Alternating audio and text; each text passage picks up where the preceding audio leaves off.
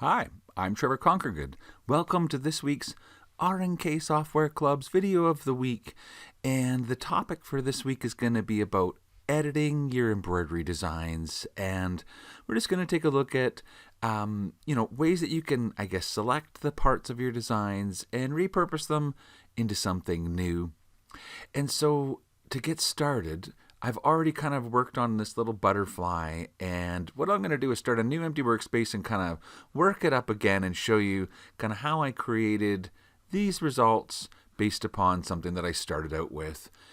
Because I really think that a lot of people would really like to know more about how to take what you've got and use it in a different way. And so this is kind of an example of that. That design, by the way, is from our free monthly embroidery designs. And if you look in May 2011 at the designs, you'll see that these were all the designs from May 2011. And so if I go ahead and select that butterfly and bring it onto my screen, this is what we started with, right? It's kind of like a single color butterfly.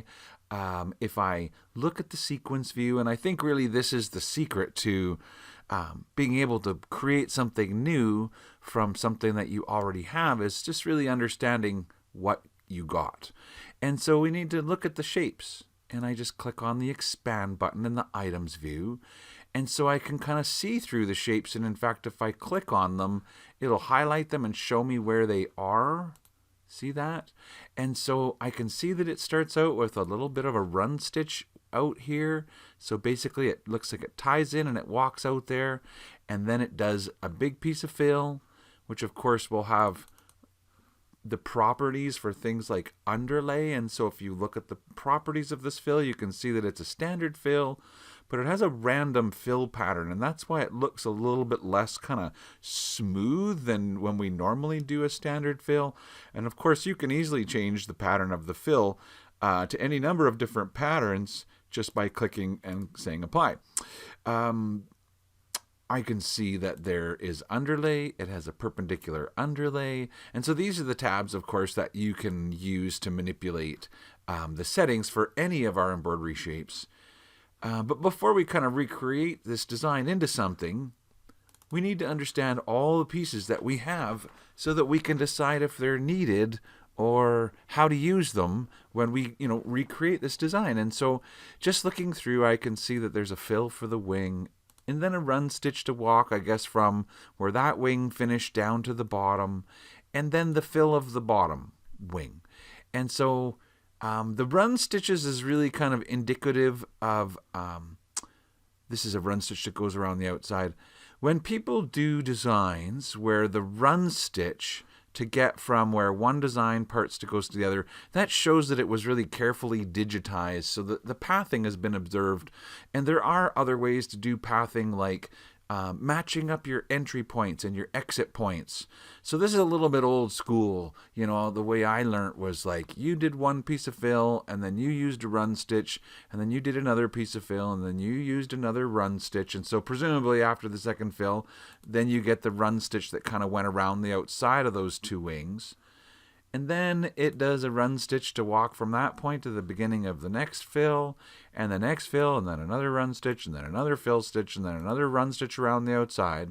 And then you still have some more pieces left because now it walks up to the top of one of those little antennas and then satin stitches back and walks up to the top and satin stitches back. So I think in today's kind of day of software, a lot of people would do something like this antenna rather than using this run stitch to walk to the end. You can create the antenna so that it has an entry and an exit point that's here, and create this antenna with an entry and exit point that's also here. And that would produce the same effect, because if this antenna has an entry point and exit point at the bottom, then the software would know that it needed to walk out to the other side and then stitch back to the middle again.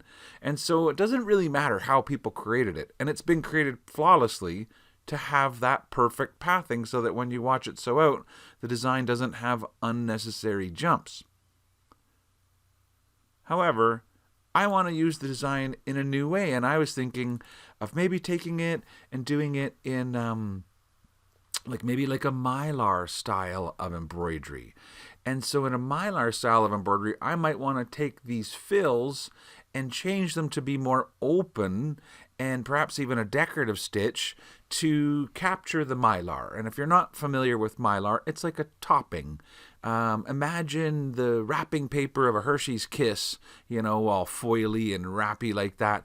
The only difference is embroidery Mylar, like Mylar that's made for embroidery, will tear very easily around the edges of the stitches. So essentially you sew on it and then tear away. So the concept is you might want to use, and the perfect stitch for something like Mylar would be our mesh fill. So with a mesh fill, see what it does? It creates, basically takes the pattern and fills it in with rows of stitching, but they're very open spacing. Now, of course, you can come into your preferences and change how the stitching goes, whether it be adjusting the density or the pattern of the line.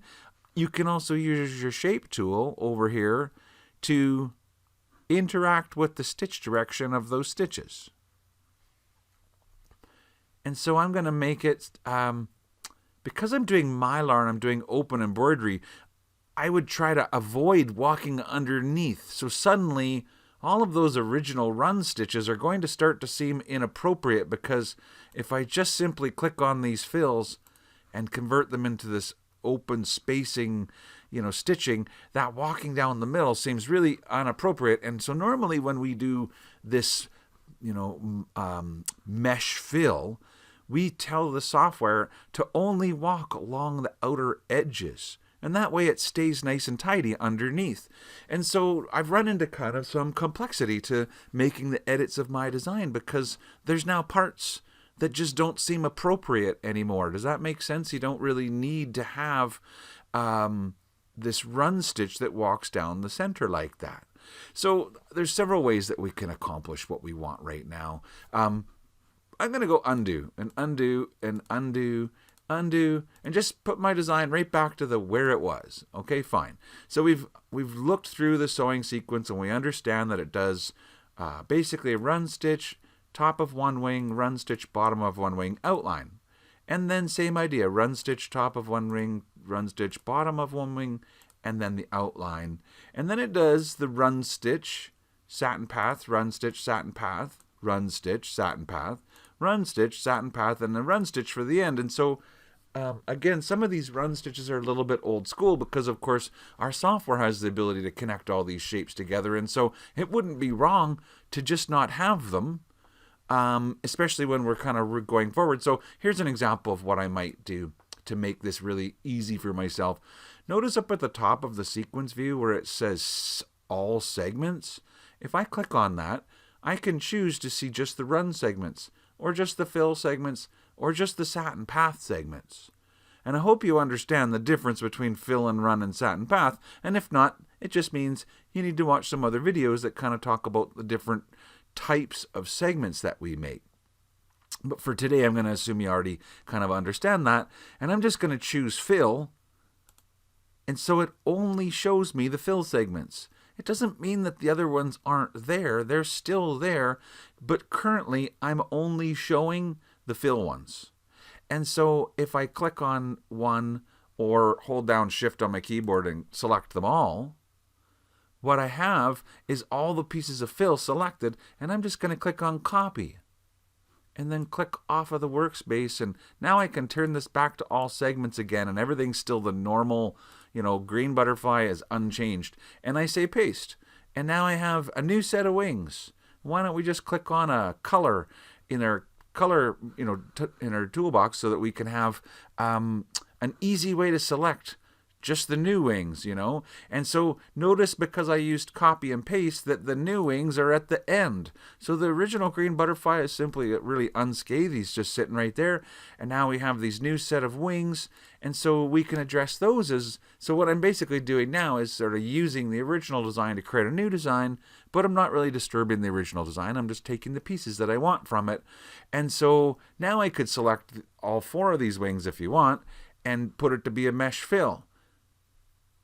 Now, to really see the results, because it's kind of getting hard to see exactly what we're doing, maybe I'll just use the eyeball in the sequence view to hide the green stuff. At least now I can see the light blue stuff, and maybe light blue's a little hard for you to see on screen, and so I'll change it to a darker blue. Or some sort of a bluey green or something. Anyway, the point is, now I've made this mesh fill, and you could watch how it sews out. It does one wing, and then it does the other wing, and now I noticed that, and in fact, if I turn off 3D, see the little jumping? See, it got to the end of one wing and then jumped to get to the next wing. And that's what I was saying earlier. The design had like run stitches that went in between those pieces. And so we kind of, don't have to fix that, but I would fix that personally. I would say, well, okay, so in that case, let's select each one of these pieces and change their entry and exit points. And notice when I clicked on any one piece, it sort of like selects them all. And so that tells me it's grouped together, and so I'll just select it. Oh, and watch how this happens.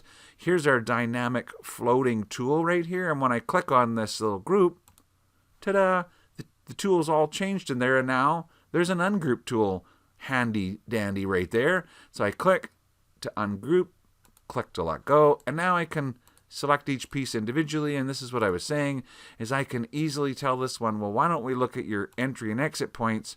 And so it starts there, but it finishes down here, and so if I want to make you sort of connect to the next shape, I can make you finish right there. In fact, and then I can select the next shape and just make sure that it starts right there, because currently it starts down there. And so by kind of linking up the start and entry points for those two shapes, it gets rid of any jumps in between them. And so that's just, making it nicer to stitch out, because you don't have the machine stopping and trimming all the time. So not completely required, but not a bad idea.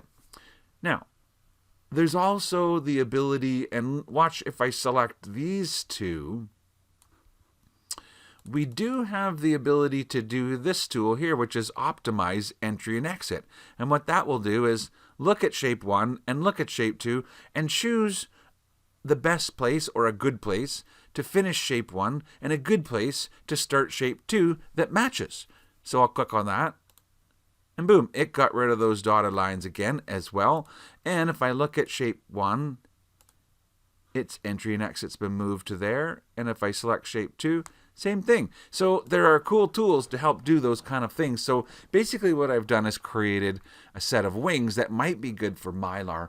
The only thing is, looking at these wings, do you see kind of what happens when you do a mesh fill? It will fill in the area, and if it needs to travel, it'll only walk along the edges. So what ends up happening is some of your edges get covered and some of them don't. And so it doesn't always look kind of completed. And so in that case, then I would select this wing.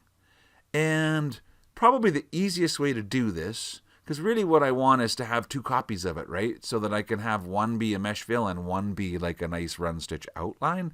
And that will ensure that the entire shape gets defined with a run stitch and not just the mesh fill segments. And so we're going to do that.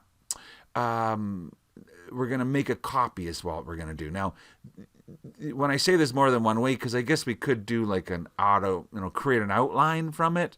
But in this case, it's kind of more predictable if you just simply say copy and paste. And so you end up with like two copies of that wing.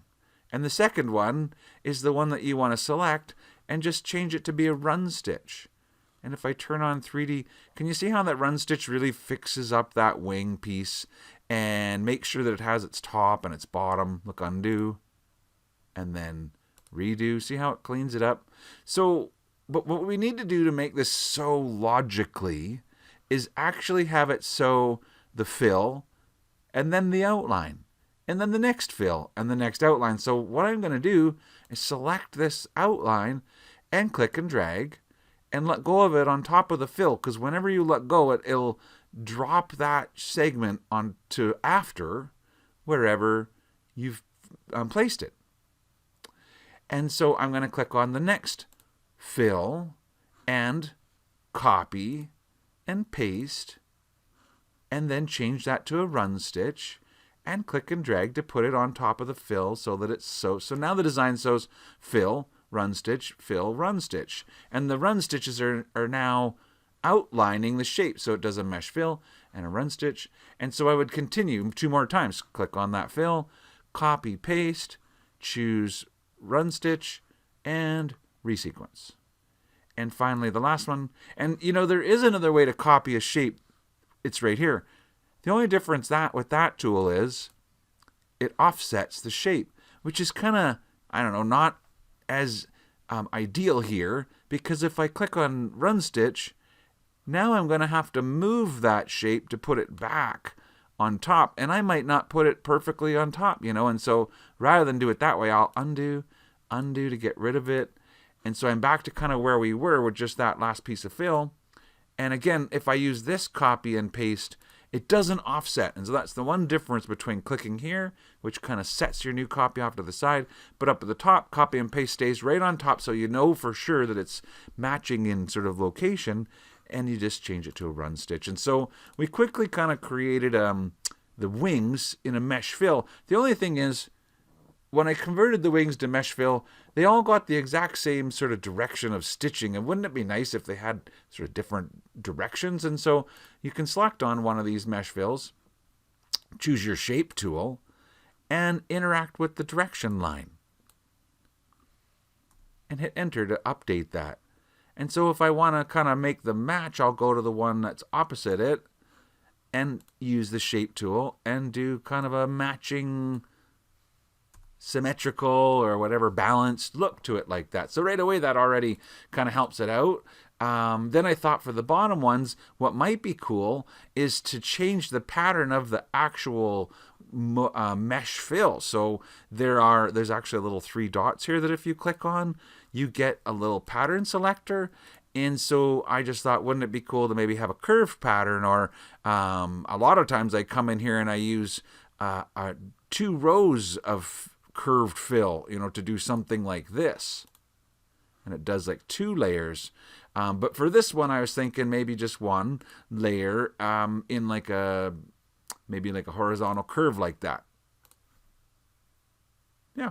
And so it's kind of as easy as this, guys. You just have to imagine what you want and interact with the results. And so I think what really gets people a lot of times is the extra pieces that there are, that they want to start with the original butterfly.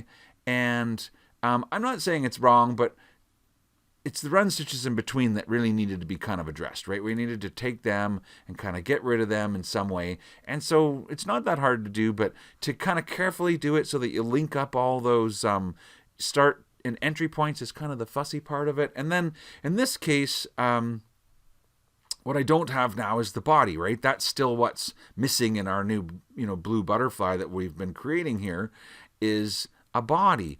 And so the body's here also, right? It went from the last run stitch of the kind of around those wings to starting with a run stitch, satin path, run stitch, satin path, run stitch, and then finishing with this run stitch. So I just held down the shift key on my keyboard and selected kind of from one. Here, I'll do it again. Select this one. And notice I can click on any one, but if I select on the first one of that group and then scroll and hold my shift key down and move down and select the last one, it selects all of them.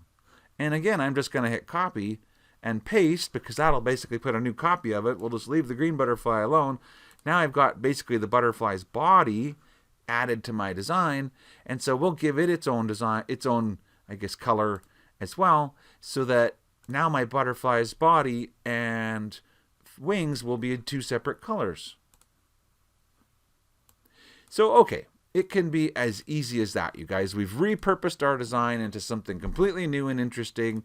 You could take the same principles and do any number of different embroidery techniques. Maybe that be applique. Maybe you want to make a cutwork butterfly.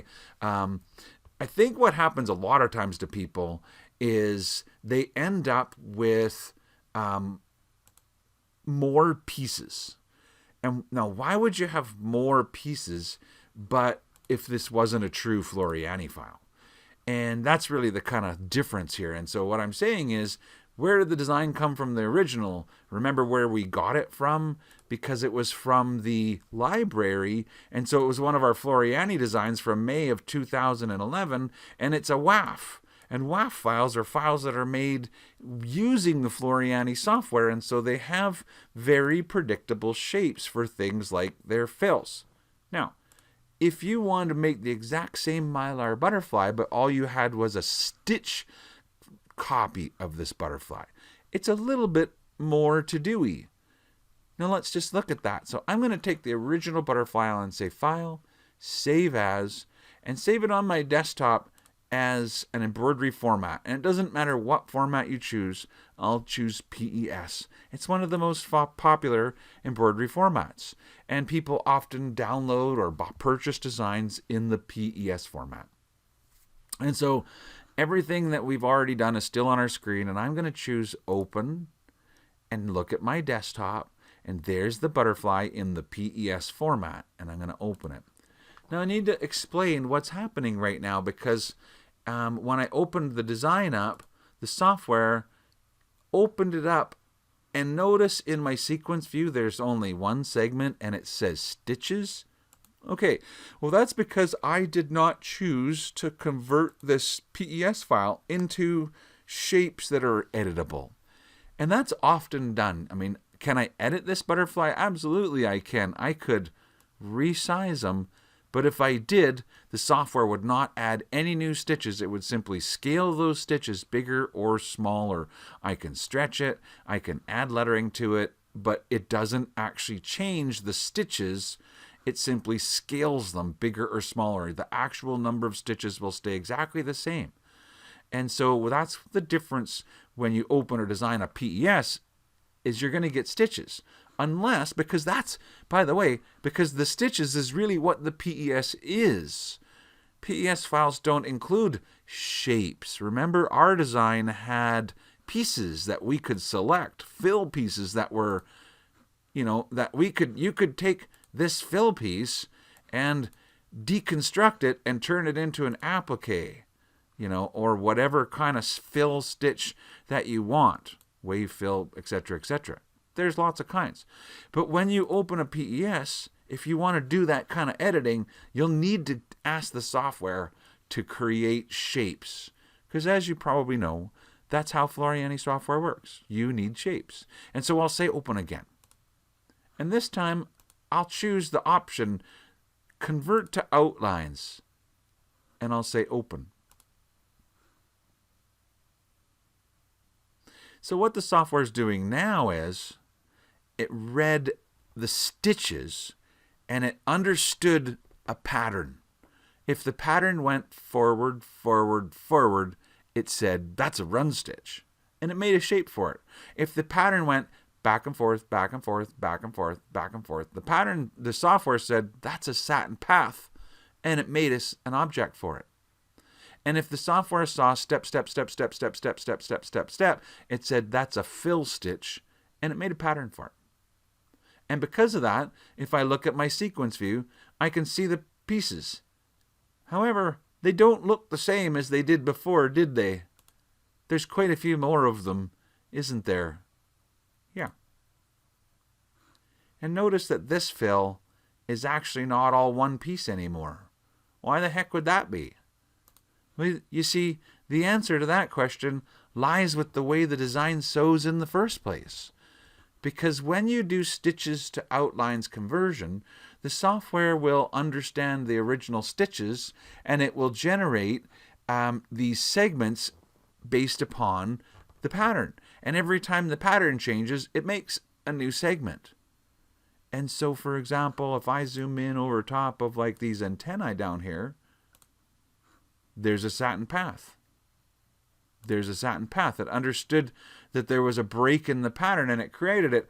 But the fills, these wings, for whatever reason, it's got like a big piece, and then there's another little piece of fill and another piece of fill and a small piece of fill. Because you see, if you come back to the original design again, which is over here still, I think, and if I let you see how it stitches out, so it does that underlay, and then it does that fill, and it does that underlay, and then it does a piece of that fill and a run stitch, and a piece of that fill and a run stitch, and a piece of that fill and a run stitch, a piece of that fill and a run stitch, and a piece of that fill and a run stitch, and then the rest of that fill. Did you catch that? You see, it's got to do with the ups and downs of the shape. And because this little piece here, the software reads the break between the filling and then changing the direction to walk down here. So see how it has to walk down here to sew back out? That's a change of direction, and the software reads that as a change of fill, basically. And so what we end up with is not perfect. Now, if you just simply want to take the design and, that's not the one we made. This is the one that we made here. This is the second one, right? That we've got all those shapes.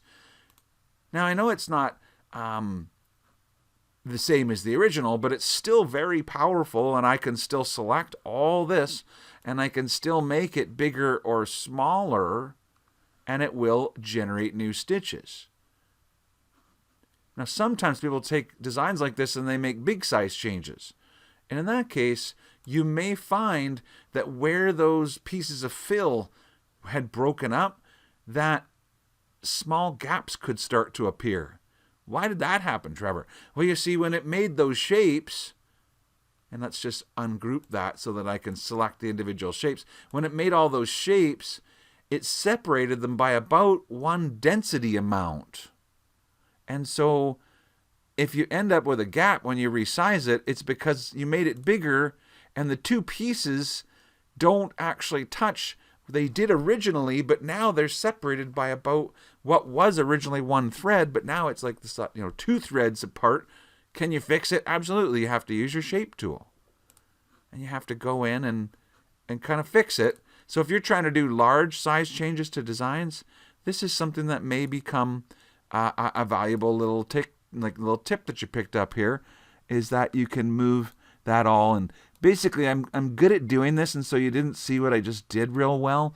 But what I'll tell you is, if you want to move points like that, and you kind of get confused between the red exit bead, the yellow inclination line, and the blue shape points, if you just want to edit the outline of the shape, you can actually right-click over top of it and say Edit Outlines, and it gets rid of the yellow tan inclination line. And it gets rid of the red and green entry and exit points. And that way you can fuss over those points and put them where you want. So, okay, that's great if you're simply resizing your design to be like twice as big and you need to fix gaps or something like that. But we were doing Mylar, right? I wanted to do a Mylar design. And by the way, we got a bunch of fills in here, or a bunch of run stitches that I definitely no longer want. And so if I do my trick like I did before, fill, and then just look at the fill segments, well, I guess that's great. If I select them all again, and then make a copy and paste them again and change their color. Okay, so once again, I have a second butterfly that I've made. And for the top fill, it works out pretty perfectly because the original fill instantly converted into a shape. I can take that shape and convert it into Mylar again, and we're off to the races and doing what we were before.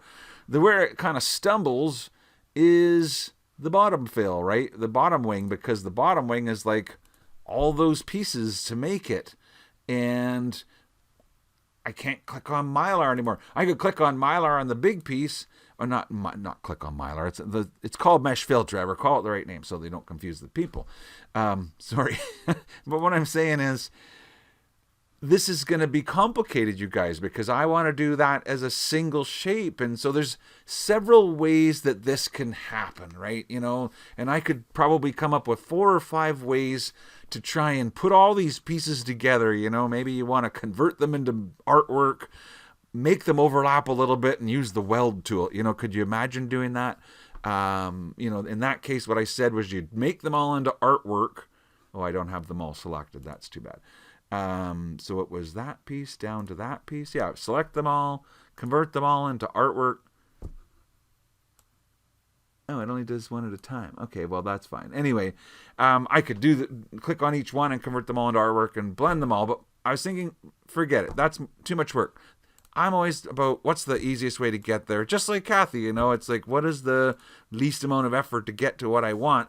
And so I was thinking, it would be probably just as easy to recreate that wing, right? I mean, what's going to be the fastest? I need one shape here and I don't have it. So if that's where you're at in your editing process, how do you get there? Now, we could digitize our own wing. All I have to do is come up here, click on the artwork tool, click on the, whatever style of drawing that you want, come in here, click to start the line, and basically use this blue fill as a piece of artwork and just kind of like click to put another point and hold your control key down to get curvy points, and basically just kind of click, click, click around this shape. And do you need to fuss to be exact? I'm not sure, you guys. This is a butterfly, for goodness sakes. Does it have to be, exactly the way it was before? Well, that's up to you. I guess if it does, yes. And if it doesn't, maybe you're like, I want to make my butterfly much more dramatic than the old one was, and I'm going to give him a cool tail. Well, there you have it. So see what I'm saying? I'm just clicking and clicking, using the original artwork using the original embroidery stitches as a source of artwork, imagining that it's just the same as a piece of clip art on my screen. I click around to trace it. And then, maybe one more click. I'm no longer holding the control key because I don't want it to curve past that point. See? And click. And then right click. And we drew a shape. Is that shape what we want? Oh, I guess. Wire as my new shape.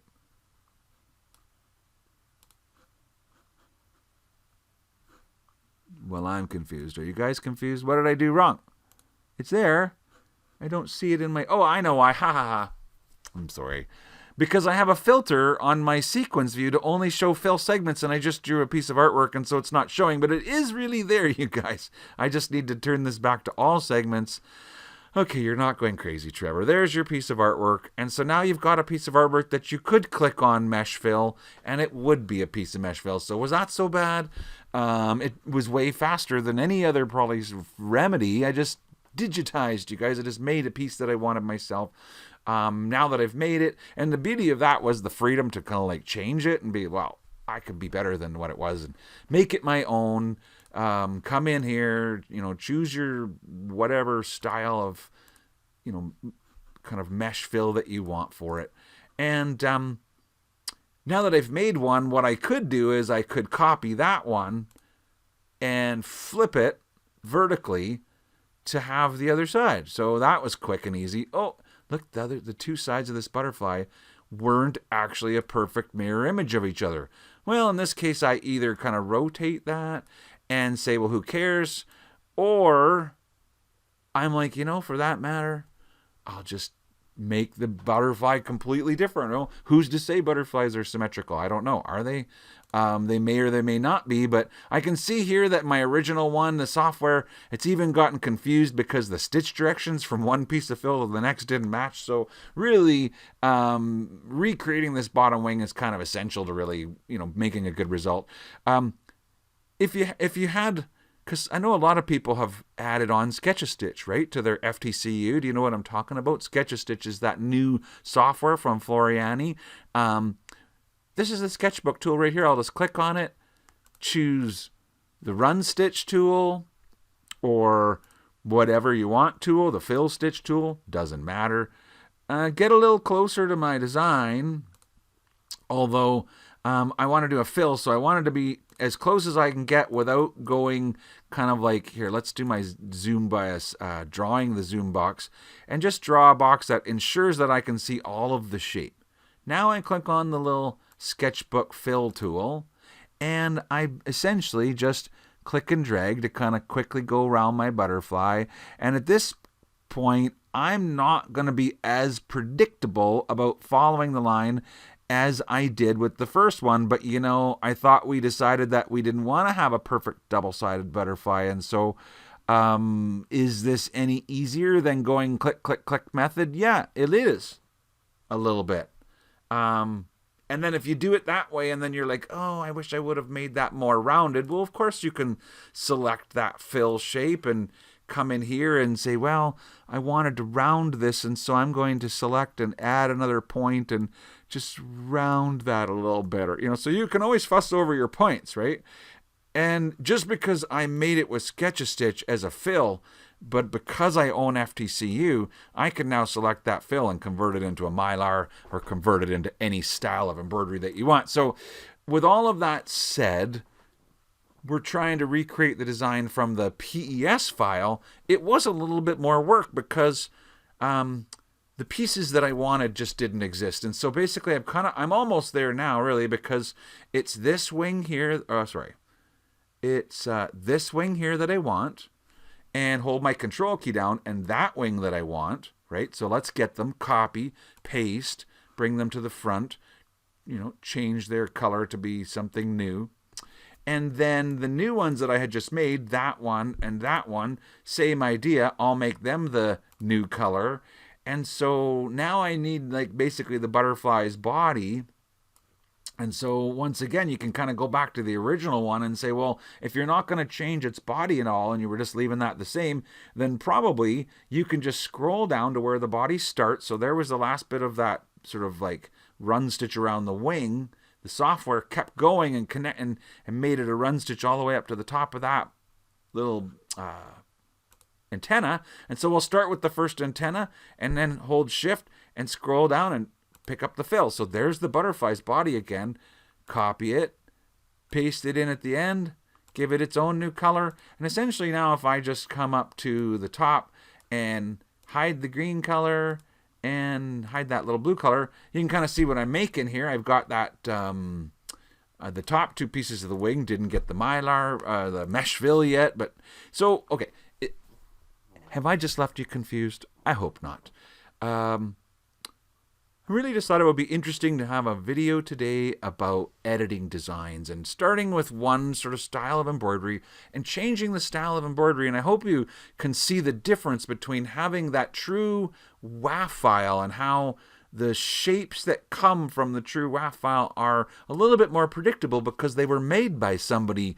And when you convert shapes from stitches, right, when you go to that original sort of stitch-based format in this PES file, you need to convert those stitches into shapes. And once we converted those stitches into shapes, we learned that the original shapes that we created, or the original shapes that the software created for us, weren't always exactly the same as the ones that could have been created in the Floriani software. And that's because of how it works. And it's not wrong, but understanding what it does enables us to sort of make the changes that are required. And so the more you learn about how that process happens of converting stitches into objects, I think the better you get, because I've had a lot of people ask me questions about that. I have a design and it's embroidery stitches, but I'd like to convert it into applique, and that that if it was an actual WAF file, it would be a super easy thing to do. But when it stitches, sometimes it's more effort than you want. And so I think I'll do more videos for this series about editing your designs. And so I'll think about that and come back with some more results. But for today, I hope that was interesting to you guys. And I hope I didn't make it seem like it's more than it really is. But really, the more you understand about sort of editing the shapes, whether they're true Floriani originally created shapes, or shapes that the Floriani software made for you. Once they're a shape, and you can edit them in the same way. Anyway, perhaps a longer video than I wanted for today, and I hope you enjoyed it. I hope you have a wonderful week.